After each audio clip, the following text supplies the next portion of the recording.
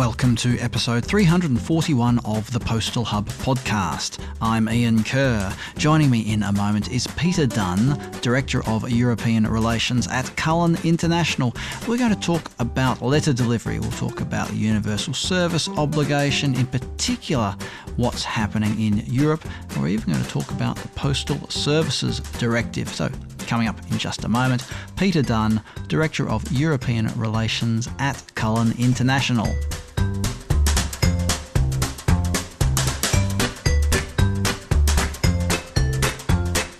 Joining me on the line is Peter Dunn. Peter is Director of European Relations at Cullen International. Peter, we're going to take a Europe-wide look at letter delivery, at the universal service obligation. Why don't we start with the big picture? Because in Europe, there is a thing, that's the technical word, everybody, a thing called the Postal Services Directive. What is this, Peter? What does it mean for letter delivery in the individual EU member states? Okay. Well, thanks for having me on the podcast. So, look, the Postal Services Directive sets out a sort of harmonised definition of universal service.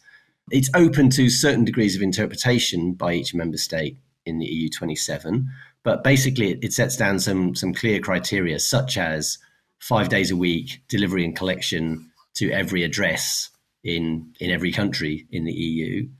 It sets down also quality standards, how the universal service should be funded, and lots of principles around that. But I think the key thing when we're talking about the letter service, perhaps, is really this 5 days a week delivery and collection to every address.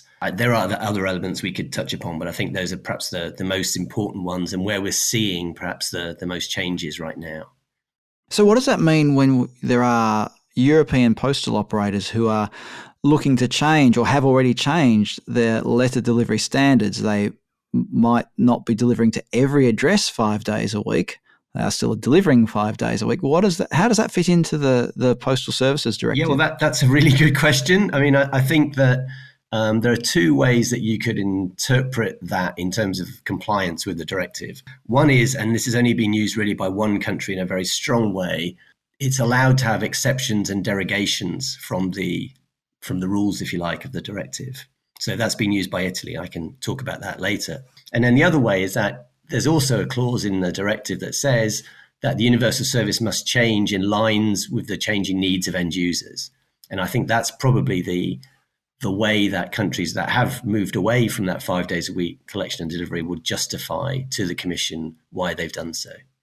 Does the directive cover delivery between countries as well? Is it really just focused on the letter service, that standard domestic letter service? No, it also includes international mail. It doesn't set aside. Well, no, it does include that. You're right. It has international mail as well and parcels as well, all included within the directive, including some quality standards. But the quality standards in the directive are only for cross-border intra-EU mail. They're not for national mail. Although clearly, if you have standards for intra-EU mail, that has an effect on the domestic quality standards you must comply with as well.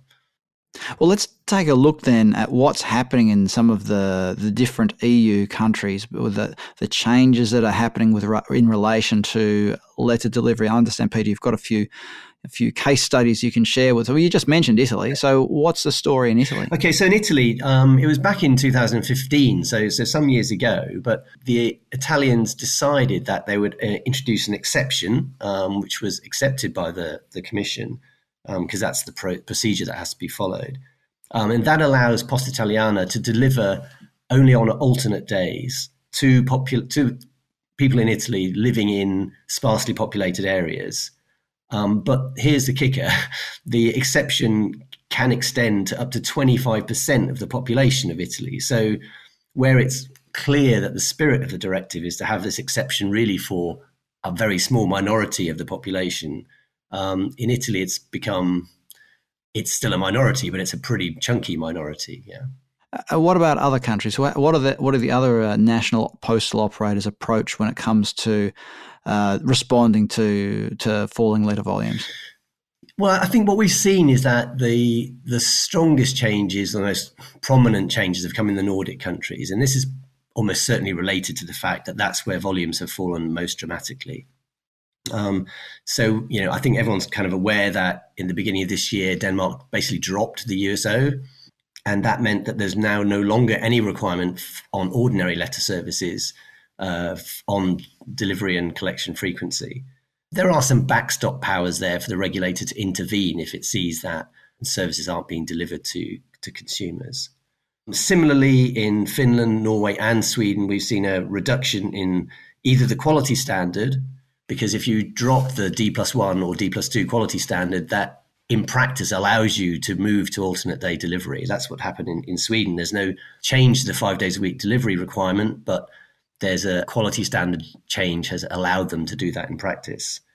Whereas in Norway and Finland, there's actually been an explicit change to alternate day delivery in the case of Norway and 3 days a week delivery in the case of Finland. So I think we can really see there a very clear reaction to falling letter volumes, higher unit costs for the operators, and that being reflected in the regulatory environment. Would you say that there's a fair degree of similarity to what's covered by the USO across Europe then? Because I understand that in some countries there is an obligation on the postal operator to deliver newspapers. Yep.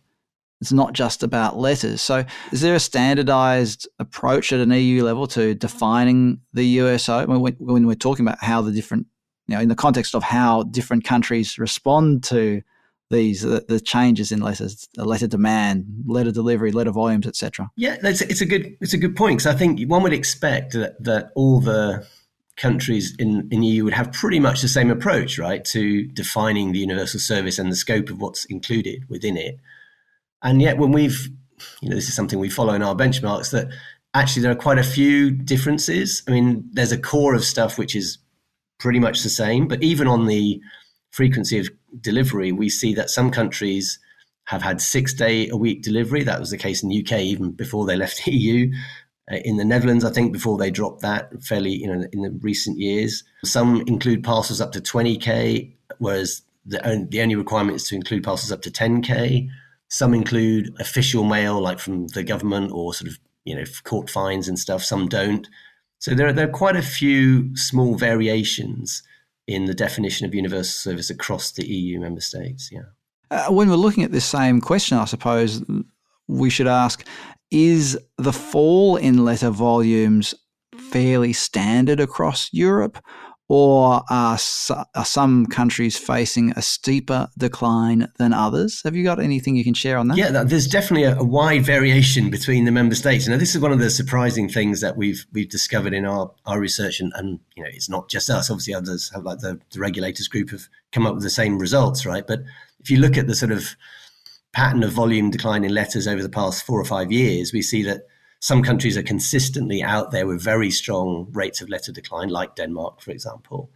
But other countries have relatively low rates of decline. So, you're talking about some outlier countries like Czech Republic, which has had less than 5% decline in the past 4 or 5 years. But a lot of countries with lower than 20% decline, whereas in Denmark and Spain, you're talking about 40% plus decline. So it's really quite a variation in that rate of decline, yeah. Just coming back for a moment to at the EU level, the Postal Services Directive, is that something that gets reviewed from time to time in light of what's happening in the various domestic markets? Are there moves afoot to amend the Postal Services Directive? Yeah, it's a very pertinent question, because actually there's an obligation on the Commission to review the operation of the directive every few years, what's called an application report. The last application report was in 2021, and what the Commission found was that although there were problems and that the definition of the universal service was clearly a bit out of date, they didn't recommend any particular changes after that report. Subsequently, about 6 months later, the European Council, prompted by some member states, I think, requested the Commission to do a study to see if there was a need to change the Postal Services Directive. And it's in reaction to that the Commission is now undertaking some studies, using consultants, looking at the future of the letters market, different scenarios, whatever. And then they will have to make some recommendations to the Council to say whether there need to be changes to the Postal Services Directive. So We expect that report to come out probably towards the back end of this year. And after that, given that there's going to be a new parliament and a new, a set of commissioners, whether there's any appetite in the European environment to propose amending the directive.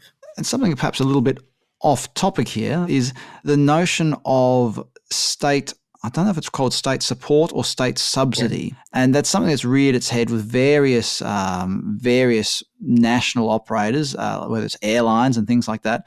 Has this been an issue in the postal sector where there have been concerns raised about the state, or the government, I should say, the national government propping up a postal service? Well, absolutely. This has been a key area in postal regulation and financing, quite frankly. So what the Postal Services Directive says is that there's two ways to fund the cost of the universal service if there is a net cost, right? So if you don't make more money from being a universal service provider than the cost of actually providing the universal service. And in most cases, there is a net cost that's been calculated.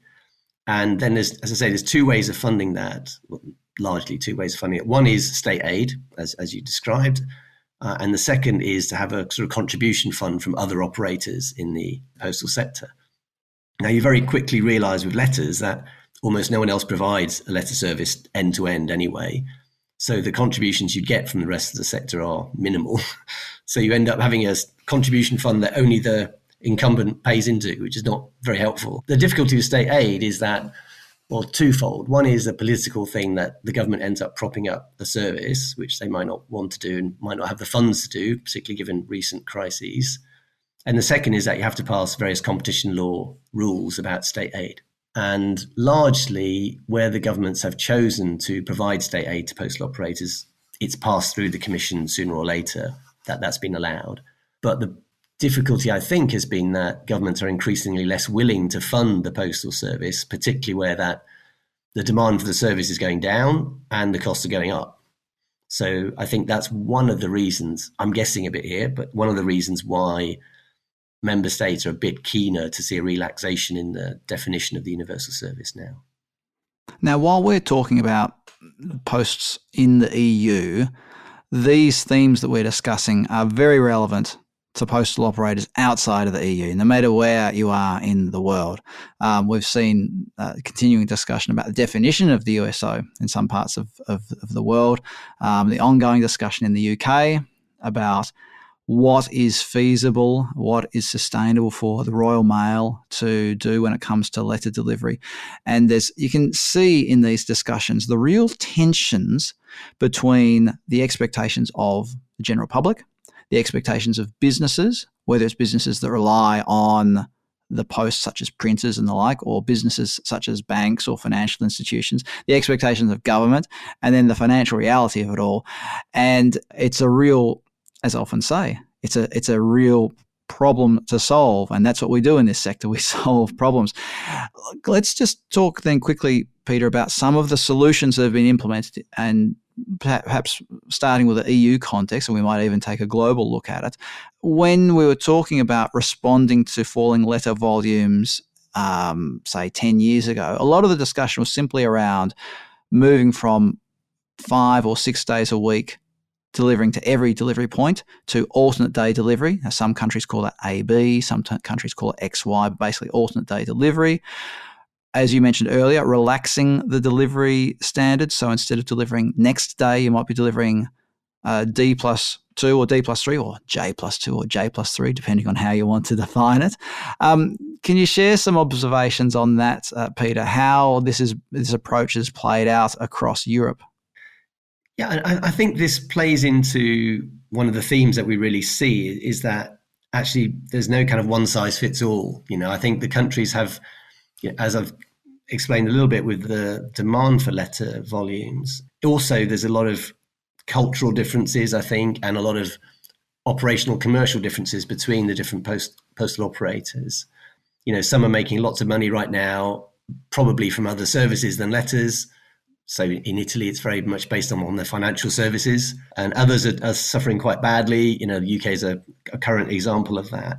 But also the markets have very different situations. So I was listening into the debate with Ofcom the other day where they're talking about the proposed changes, and there was a point made quite strongly that the greetings card market is particularly strong in the UK, And just from, I've got no statistics to back it up, but from personal observation, I think that's true. Every high street in the UK has a greeting card shop, and they don't exist in Belgium, as far as I'm aware, right? So I think there are differences, and that's the first thing I'd say. So as a result, you get reactions which are different as well. So I think in some cases, the move from speed to reliability in terms of quality standards is a really critical one, because that enables the operators to reduce their costs, to tailor their operations much more to demand, and gives them more flexibility. And I think that's really, really important. In other countries which are topographically quite different, where the population is more spread out, perhaps, an important move might be to remove delivery to the door, if you like, to delivery to some kind of central point, to a post office box or a community centre or something. And that removes a lot of the cost when you have lower volumes. In other cases, actually, the volume decline is not so abrupt as of yet to require that massive change. And also the demand is still there. But I kind of really mirror what you said, that I think there's still a kind of emotional attachment to the postal service as it used to exist or does still exist in some countries. And therefore, making any of these changes is politically quite fraught, I think. There's ultimately a political question that needs to be answered in all of this, and the willingness of politicians to confront the issue and work collaboratively to find a solution is critical to the success. But I think it's an interesting point you've made, though, Peter, about how the topography and the demographics, whatever you want to call it, it's my native tongue, everybody, can be very different just within Europe. And even neighbouring countries that you think would be able to implement the same solutions for changes to letter delivery have had to take very different approaches because of local conditions. Yep. That even neighbouring countries that, as I said, you think would be identical, but it could be to do with how tight the labour market is, how the availability of appropriate delivery vehicles, things that you wouldn't necessarily consider when you're looking at a legislative or a regulatory approach to changing letter delivery. Peter, before we wrap up, are there any other sort of observations to do with the the USO, I should say, in Europe, or the response to falling letter volumes that you'd like to share? Yeah, I think there's the couple of things that I've mentioned some of them already. I think the national differences is very important, that there's no one size fits all. And I think that means to me that if you have a successful change to the directive, and some people would argue you don't need to change a directive or don't want to open that Pandora's box, right? But if you were to have a successful change, I think it would have to allow more than it does today for national variations to reflect local conditions. It's not something the EU is very good at accepting because they like harmonization, right? So, but that's what I'd suggest. I think this move from speed to reliability is really important. I think letters are increasingly less used for time-critical issues and much more about guaranteeing something arrives there. So I think that's a sensible move where countries are taking that move. And then I think the other thing which is worth considering, and which is why I think there might actually be momentum for a change now, is that I think letting the sort of market drift away from the spirit of the regulation is becoming a bit less acceptable. And I think that goes back to the point you made about state aid, that because of the rising costs of the USO, and that it's only really government able to pay, that kind of forces governments to say, we actually need to change something here so that the cost goes down and we'd have to pay less. So I think that will encourage, I think, more governments to support changes to the regulatory framework. Peter, if people want to find out more about Cullen International and the services that you offer in particular for the postal sector, where should they go? Okay, well, they can contact me, and you can find my contact details on our website. So that's cullen-international.com.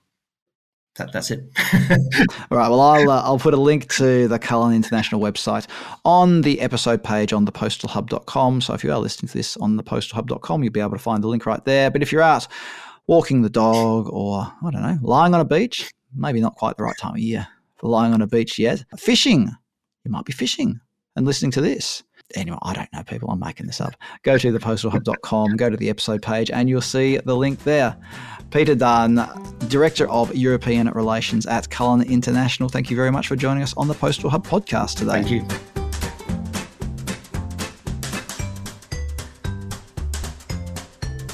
Coming soon on the Postal Hub podcast, we're going to talk about cargo bikes and electric vehicles. We're going to talk about measuring emissions in parcel delivery, and we're going to be talking about something to do with parcel delivery in the Nordic countries. Stay tuned for all of these great episodes coming up on the Postal Hub podcast. Please do subscribe to the podcast. Subscribe in Apple Podcasts, in Spotify, and whatever other podcast platform tickles your fancy. Obviously not Google Podcasts anymore. I've been promoting it for months. I keep forgetting that it's being shut any day now. Anyway, subscribe. And if it's not available on the podcast platform of your choice, please let me know. Email me. Ian@thepostalhub.com is my email address. I'm Ian Kerr. Thanks for listening in, and I look forward to your company next time on the Postal Hub podcast.